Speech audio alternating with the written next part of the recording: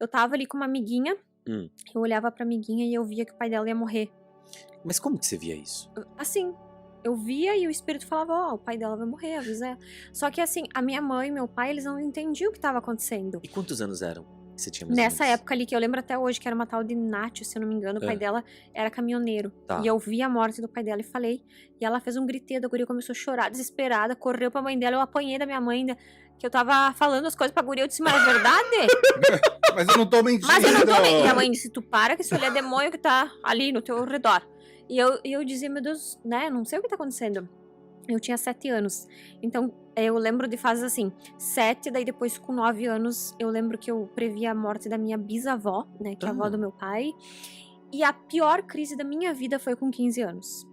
Por quê? Que assim, eu tinha ido numa amiga, nos amigos assim, eu nunca usei drogas, pra ser bem sincera. Eu nunca fumei, eu não gosto, não tenho...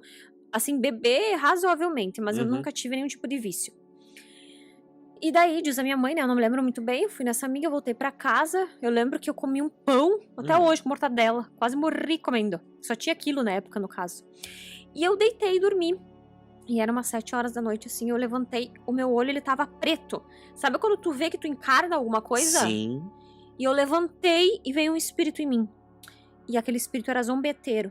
E ele ficou 3 dias em mim. Meu Deus. Me levaram no Incorporada hospital. 3 dias? Eu lembro que o pai tinha uma bíblia, e ele segurava minha mão e orava, assim, comigo, orava. Me levou na igreja, não saiu, me levou no hospital, porque o médico disse que eu tava drogada.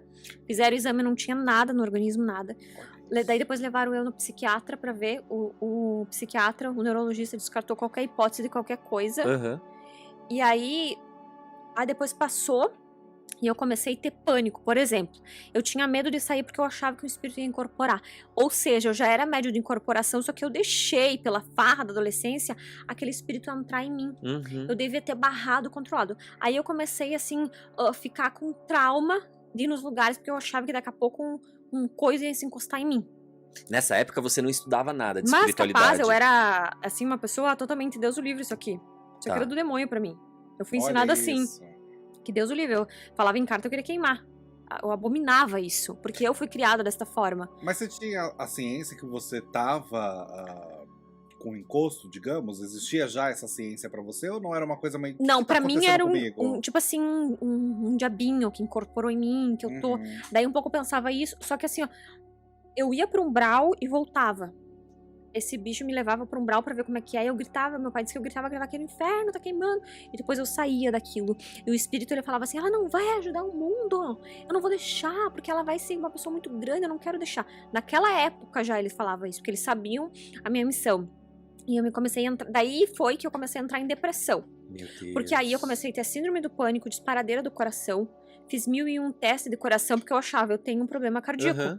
Porque o meu coração acelera muito. Daí eu fazia cardio, fazia exames de cardio, não aparecia nada. Aí eu comecei a procurar. Sabe quando tu adquire hipocondria? Sim. Que é o medo excessivo de doença? Me dava uma dor de barriga, eu pensava que tava tendo um troço. Me dava uma dor de cabeça, tô tendo um AVC, corria. Aí de 15 anos aos 17, eu passei na fase da hipocondria de ir pro hospital tomar diazepam na bunda. Eles tinham uma ficha enorme. Na enfermagem a gente fala que as pessoas que têm ansiedade, que não tem nada, são agazão. Que se fingem, pra eles.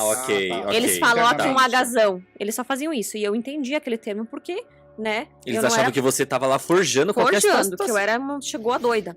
E um dia eu ouvi o médico. Chegou o diazepam ali. Aí um dia eu ouvi o médico fazendo assim, ó. A partir daquilo eu disse, cara, eu tenho que melhorar. O médico disse assim, moça, eu vou te falar uma coisa. Ou tu te ajuda ou tua cabeça vai te matar. O que tu escolhe? Só que eu não sabia explicar pra ele. Eu tinha sintomas como se eu estivesse morrendo. Tô morrendo, meu coração. E era tão frequente que você ia? Toda semana. Que absurdo. Toda semana. Aí, imagina pro corpo como não ficava também. Aí com 17 anos eu falei assim pra Deus, eu era muito pobre. Eu era muito pobre. Eu não tinha banheiro na minha casa, eu não tinha comida. Deus que me perdoe, cagava num balde, que nem eu falei ontem pros guris no podcast. Eu era muito sofrida. E eu acho que aquilo também ajudava os espíritos ruins a vir por causa da depressão. Então aí com 17 anos eu disse assim pra Deus, eu lembro até hoje. Me ajoelhei lá no meu quarto, que tinha puro prego, assim, tábuas, e ratos e cobras. E nem tinha cortina, não tinha porta. Eu disse assim, Deus, ou tu me ajuda, ou eu vou me matar. Porque assim, ó, eu não aguento mais. Eu não sou uma adolescente comum. Uhum. Eu não podia nem namorar, Deus que me perdoe. Por Porque quê? os espíritos se grudavam em mim. Olha, Deus. te Eu barravam de viver. De viver, eu não podia ir em festa que eu caía dura. Gente. Eu desmaiava, me dava apagão. Ah, daí começou a fase que eu nunca contei, que era dos apagão. Tipo, eu tava falando contigo e daqui a pouco eu, pá, desmaiava. Uma vez eu caí de cima de uma moto. O caminhão quase passou em cima de Meu mim. Deus, Que Chaline. horror! Aí eu comecei a fazer tomografia, porque daí eu Aham. botei na minha cabeça que eu tinha um tumor, que tava apertando a massa cinzenta, e por isso que me dava os desmaios. Sim. Adivinha? Do nada você nos criou exames. essa história na tua cabeça. Sim, porque não tinha Não tinha explicação, né? Aí daqui a pouco eu comecei a ver pessoas, eu não sabia que aquilo era fictício ou real. Tipo assim, daqui a pouco tem uma terceira pessoa e eu converso com ela achando que ela é Que tá viva, real. mas Daqui na a pouco eu verdade... percebo que aquilo não é real e ela some. E eu comecei a entrar o que a gente chama de psicose. Ah, Aonde eu entrava em pânico, eu não conseguia aceitar. Desespero. Aí tinha minha avó, que Deus o livre, que ela morreu, que eu amava muito, amo muito ela. Ela dizia assim, fia, ore a Deus, fia. Pra tudo tem um propósito. Ela dizia assim pra mim, ela orava comigo. E eu dizia, vó, eu tô ficando louca, vó, eu tô esquizofrênica. Ela falou, não, fia, Deus tem né, tem uma escolhida do Senhor, tu vai ver o que Deus vai fazer. E aquelas palavras dela me davam força. olha que Aí o que maravilhoso. aconteceu? Com 19 anos eu conheci o meu ex-marido, daí com 23 eu tive o Isaac. E quando o meu filho nasceu, eu digo que ele me deu a luz. Eu entrei numa depressão pós-parto terrível. Eu tive aquilo que a gente fala baby blues, acho que é um monte de coisa. E aí foi aí que um dia eu também me ajoelhei e disse assim, olha Deus, assim ó, chegou o fim da linha pra mim. Tá? Eu não quero mais viver. Eu tenho um filho lindo, mas a depressão tá tomando conta de mim. E assim tu pode me levar, eu falei. Pra mim, eu pedindo pra Deus Nossa, me levar. Olha que ponto que você chegou. Aí foi aí que começou a história do sabonetinho que eu vendia e tal, da previsão, e que tudo mudou. Só que assim, eu vou te dizer, pra mim chegar até aqui, como diz no Rio Grande do Sul, eu pelhei muito. Eu passei humilhação, eu passei fome, eu fui parada literalmente de louca. Tu é louca. Imagina. Sabe? Assim, ó, no final do ano, eu e o meu irmão, meu Deus, até me emociona de falar. Tinha um padre que ele ajudava as famílias e nós não morávamos num bairro muito pobre, uma vila. Onde Tipo assim, tu isso, saía Chay? lá em Erechim, tu saía pra fora, tu levava um tiro, mais ou menos. Que horror. Meu Deus. Era bem Morria do lado, perigoso. assim, perigosíssimo. E ele doava carnes. Os restos, assim, a gente fala, né, as misturas. E nós fizemos aquela carne, encheu de mosca, a carne tava podre, era no final do ano. Aí eu nunca mais me esqueço, né, que daí nós morávamos num barraco atrás da casa do vô, e eu disse assim, ó, Vitor, meu irmão hoje ele tem 25, mas ele sempre foi mais novo que eu, e tinha o pequenininho, né, que na época tinha 13, eu disse, vamos pegar pêssego pra nós comer. O guri, quando eu fui morder aquele pêssego, puro bicho. Chay do céu. Eu nunca mais me esqueço. E sabe, eu lembro até hoje, eu olhando pra aquele pé de pêssego, eu digo, poxa Deus, mas nem o pêssego que eu tô comendo tá dando certo. Eu não aguento mais. E aí, quando eu cheguei, por isso que eu digo assim, quando tu chega no fim da linha, o teu testemunho começa. É verdade. Aí quando eu comecei a querer desistir, eu comecei a fazer terapia, me socar de remédio. Nesse final de ano, que nós não tínhamos o que comer, eu tomei 6 Dramin pra ter sono e pra dormir. Eu só lembro da minha avó, E dessa que conseguiu? faleceu.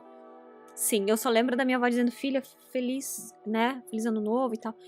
E orando por mim assim, ó, mas eu não conseguia acordar.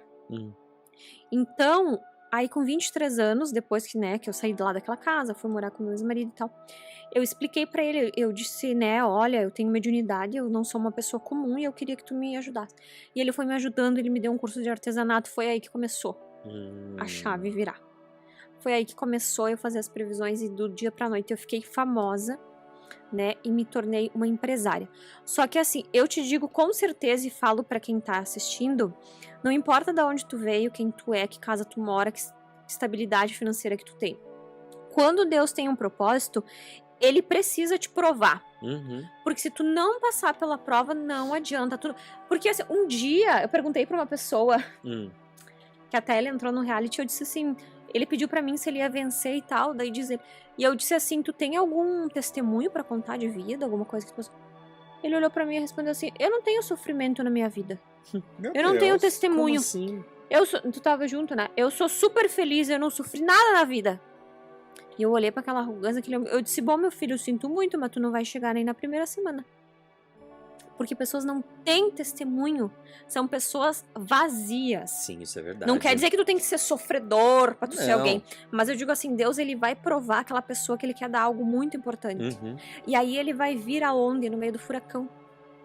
Nunca eu fui comer pizza com 21 anos, Olha de borda, só. e ainda fiquei devendo pro motoboy. O motoboy só faltou surrar eu e o meu irmão, que nós corremos pra dentro com a pizza. Aí eu digo, Vitor, corre que a mana te ajuda. Corre, senão a gente Não, eu perde disse, a pizza. corre que não temos R$2 pra dar. Eu digo, tchau pro motoboy, Deus te abençoe, amigo.